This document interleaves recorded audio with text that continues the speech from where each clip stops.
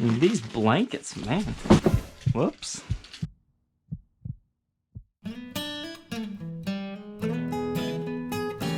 Welcome back, Troglodytes, to the unboxing vlog. I think today's gonna be a fun episode. I don't have the other guitars yet, but I've got a lot of them coming.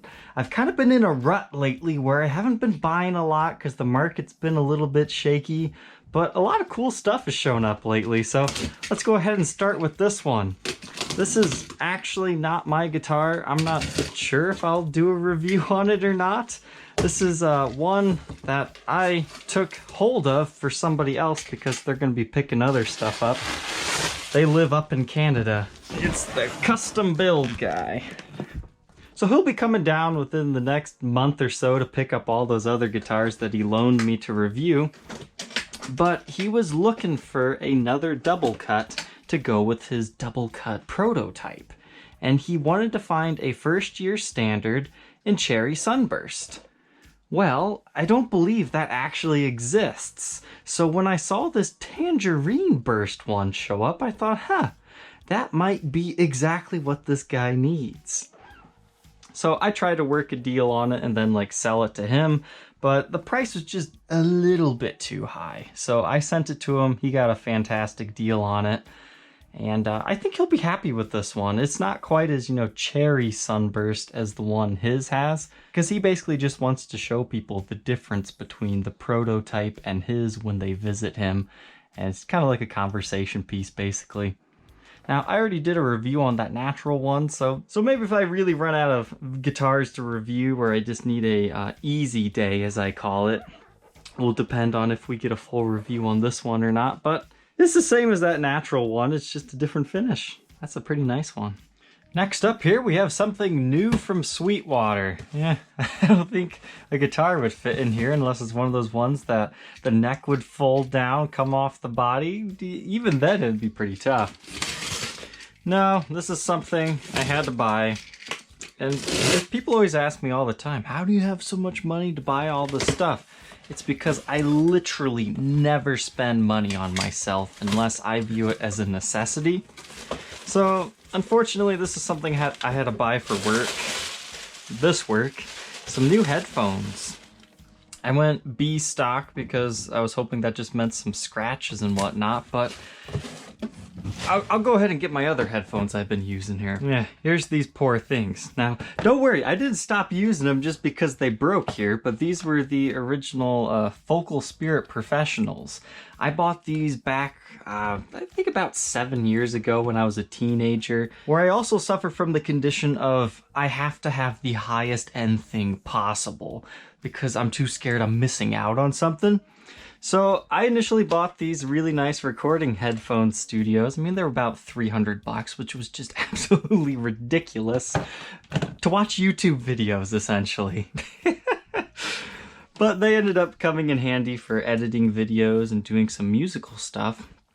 But these things were garbage just from the factory because whatever material they made these out of, it cracked right here really quickly, so the fit wasn't very secure. It also happened over on this side later on, but I was able to tape these. I mean, this side I used a soldering iron to kind of melt it back together. Then I eventually did electrical tape to get it to go for another couple of months. Then recently I broke down and I did super glue, and that worked phenomenally. So I electrical taped that up as well, and it was finally working again. But then 2 or 3 days after that, the right side just stopped working. So it was time to call it quits. So normally I would go, Focal or Focal, whatever they're called. I think they're a French company. I'd probably never buy their product again, but I don't know what I'm buying when it comes to these things. So I went with what they considered the next generation of the Spirit Professionals. And this is the Focal Professional Listen model. So I like these headphones. They were really flat, apparently. That's why I got them, because they didn't add anything to it. And that's pretty important when you're, editing with a headphone. I probably should get studio monitors and stuff, but it it just doesn't really work on my working space. It's kind of a mess, but I don't have a nice little setup. I just have these little desks right here. I have this tiny little monitor. Mac Pro, that thing works out pretty well for me. But I operate on a treadmill desk because, you know, when you're working on videos 12 hours plus a day, this really helps motivate me to edit better and quicker. It keeps my mind going and it keeps me fit because I don't have time to exercise otherwise. So not your normal studio setup, right? So these are supposed to be a lot more durable. You're supposed to be able to bend them. So I think they definitely did things a little bit better here. So hopefully they don't crack like the other ones. I mean, this feels more like a silicone material. Whereas this, you can tell it's just flimsy plastic. It has a cool water effect to it, but it cracks. Let us continue on here with another guitar that I'm not quite sure what's in here. We'll just go ahead and cut into it.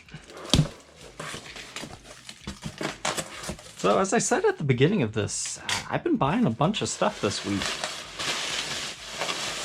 Which is both good and bad because, I don't know, I just feel like I have limited time to create content anymore. Like, I want to put more effort into it than I normally do, but it seems the more effort I put into a video, the less views I get, and the less effort, the more I get.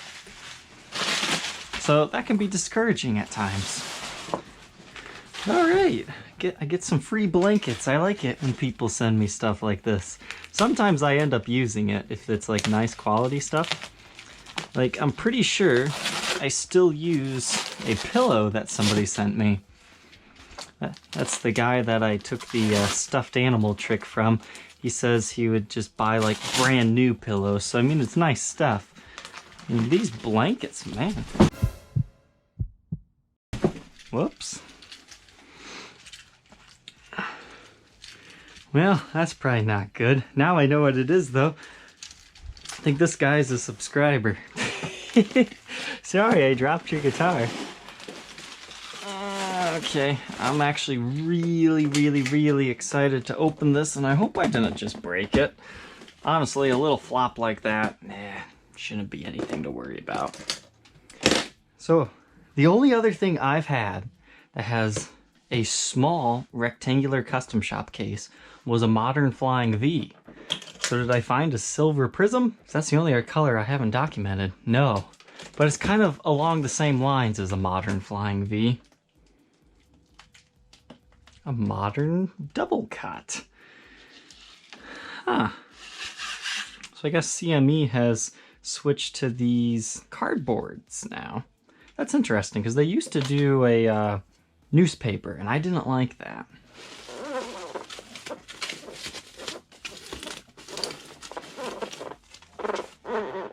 Cool. These things, what were they? Was it 2017? Somewhere around there they came out, but they were like $5,000 or something crazily expensive. So nobody really liked them then. Some of them still sit around at reduced prices, but I finally found one. He was a fan of the show too, so I think he cut me a nice little deal because he wanted to see this guitar get reviewed on top of that. But finally got one at a price I was comfortable with, that I knew I could get out of it, and hey, we still get a review on this kind of quirky guitar. Semi-what based on the M3 shape. At first, this thing's kind of weird. I don't really like the finish on top, if I'm being honest with you. But I like the quirkiness of it being red on the back, and I love the Apex head carve. I swear these things are going to become collectible in the future because they were only used for like a year or two.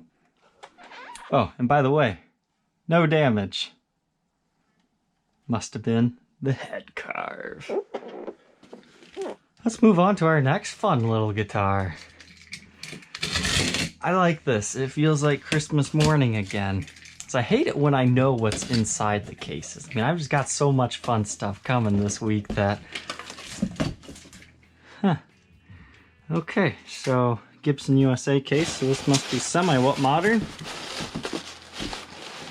Not the best pack job, but they had the right materials in here. It just wasn't quite used right.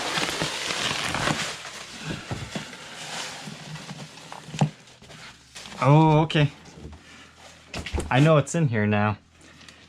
It's funny. You know how I can tell just by looking at a case and the way the Gibson logo looks. I mean, this tells me it's fairly modern, but not modern. So I won't ruin the surprise here, but I did tell you guys that I was looking for one of these, and I was happy when I finally found one at a good price. The ESLP Special. What is going on with these strings? He probably didn't have cutters. That's probably what was going on here. Okay, what is going on here? You guys probably can't see this, but there's a bunch of finger gunk on this.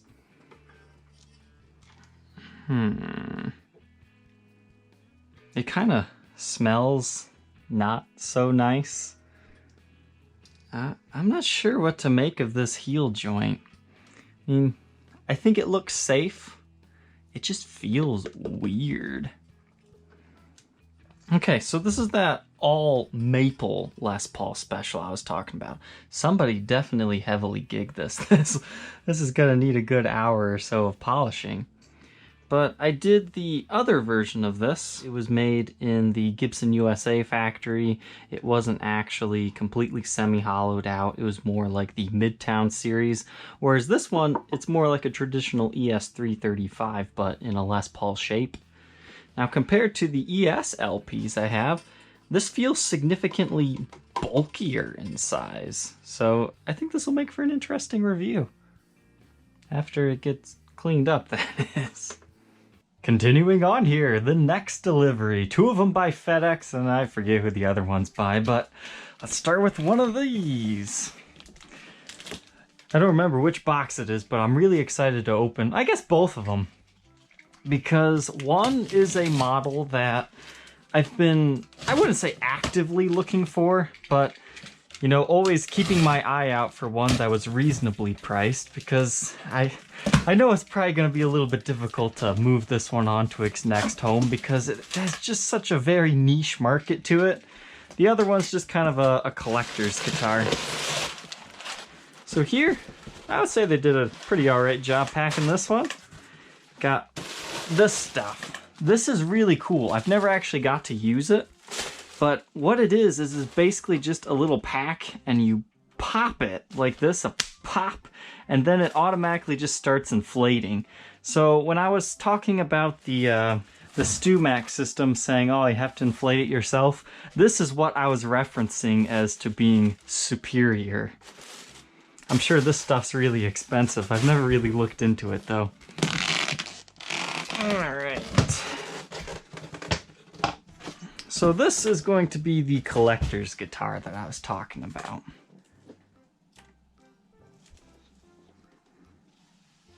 Oh boy. Okay, so this is a very early 90s Les Paul Custom Super 400 model. And the reason why, you know, I was looking for one of these is because I had a collector buddy of mine who really wanted a black 50th anniversary. But in researching them, I ran across this one. You know, they were only done, I think it's what, 1991, maybe 92. I'll have to do a little bit more research. They might have also been done into 1993. But they made black ones, and they made white ones. And pretty much the only thing that's special about these, besides being, you know, a Les Paul Custom, are the inlays. Now, I got this one on eBay. They just listed it as genuine Gibson Les Paul Custom, so I was like, eh. Oh, that's kind of a vague title. That's not very good. But I could just barely see from the photo that they put on it that it had the Super 400 inlays. So they didn't actually know exactly what model this was. I mean, these things don't sell for a huge premium anyways, but I think they're kind of cool. Because they have the Custom Shop Edition decal on them. It's definitely a lot more beat up than I thought it was, but I think after a nice little polish job, this thing will look much better. But I'm super pumped to get to document one of these. Now we'll move on to our second FedEx box. Alright, so this is the Freaky guitar. Not only is it freaky, but it's a body style that I like. I just don't buy them often because there's not too many limited editions made in this body style.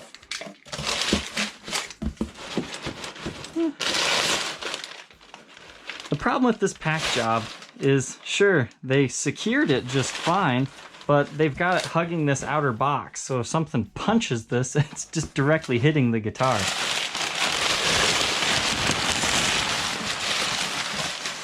It would have been much better to secure that in the center first and then get this stuff on both sides. Not that big of a deal. I'm sure it arrives just fine, but it doesn't look like it received any like major damage except for this hole right here. Probably happened when somebody's trying to pick it up. All right, big clunky old looking Gibson case. This tells you it's from the 80s. That doesn't look original to me. I think somebody might have reinforced this handle at one point in time. That's pretty common. Man, these latches are weird. Huh. Do you guys see what's happened here? See how this one opens? I'll try to get it like right this way. Man, these latches are just terrible. It's like the rivets aren't tight anymore. But what's happened is this got damaged during transit, so I can't actually open the case. Do you see how it's bent over? So I'm going to go grab my pliers. So we will have to bend that back into shape just to open it. Man, I'm not sure what's going on with these. All right, well, could that be a bad sign that this got damaged? Well, let's find out. Oh boy. Okay, so this is one of those freaky guitars from the mid-80s that I'm not gonna say nobody wants them, it's just they're not highly desirable. It's a pointy Explorer. It has this extra little cutaway right here. I don't know, are you supposed to do it like this? Is that supposed to be what that's for? But they call this the Explorer XPL. And despite the other XPL offerings from the series, you know, getting the Explorer headstock, these guys get more of a hockey stick headstock. I had one of these on a Gibson bass that I had a long time ago. Now I'm seeing some other interesting features on this one too, so I can't wait to get this one restored back to original first off. So I'm gonna put modern day Dirty Fingers in here, but we've got the original, well, supposed to be the original Dirty Fingers in here. But that's not looking to be the case. I got lied to. That's a Seymour Duncan. Hopefully there's two pickups in here. Ah, great. I hate it when people do this. They don't tell you that the lead has been completely chopped short, so now you can't even use it. Yeah, this is your neck pickup. Good luck getting that to your pot. You'll have to splice a wire. I've been successful at doing that once before, but I probably won't even bother since this is clearly not the original pickup. That stinks, because part of the whole documenting of these kind of rare guitars is you want to know how they sound, you know, from the factory. But I am going to have to talk to the seller about that. I thought maybe we would get lucky here and it'd be flopping around there. Oh well. Still kind of a freaky model anyways. And then there was one to end my shopping trip this week. I don't think I've bought anything after this one. I could be forgetting one though. But this will be the end of this week's update to the Trogly Vlogly thing.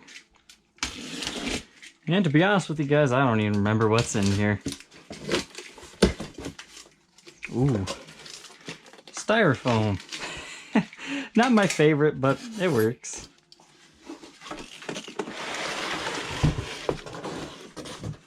Okay, so this is clearly an SG case. I vaguely remember buying a cool SG, but I don't remember what it was, because that was about a week ago.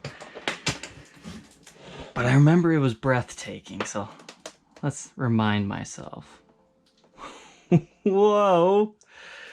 This SG is hopping out of its case. Oh my goodness, guys. Do you see this quilty top on this thing? Abalone inlay. Let's hope they didn't break it, because this thing is cool. So, I didn't even know Gibson had been making these for as long as they have, because you see these listed right now from custom shop dealers for like 8 grand or something crazy. Just because they have these quilty maple tops to them. You can see the maple top ending there and then the mahogany body going there. This is a custom shop deal. Ooh. Uh-oh. I think this thing has had a heel repair. We're gonna have to look under black light. So the front finish is looking okay here. Headstock looks all right.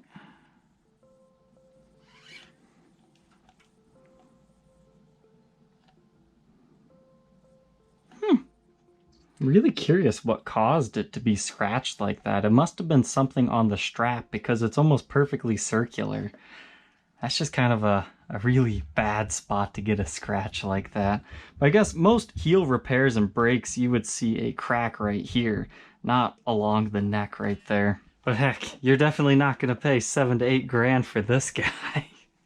And starting off our boxing fun is a guitar. I was surprised it was so well received. I've always been scared to buy one of these because I thought it would be impossible to sell. But that's also before I realized this version had the ash body, but a lot of people seem to dig this thing. Now apparently I got the pickup configuration wrong. I read it backwards as compared to what it's supposed to be.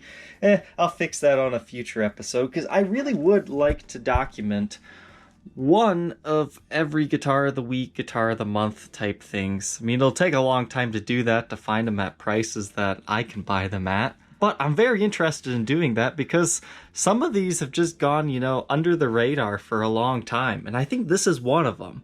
Because this sold within one day. And I had a couple of people asking about it after it already sold, thinking I hadn't listed it yet. And this also marks another occasion. Have you guys noticed this brown cardboard thing in the background of a lot of my videos recently? Those were the extra pick guards, so it's time for that to disappear. So bye-bye cardboard in the background. Let's go ahead and get this one off to its new home. I love this guitar.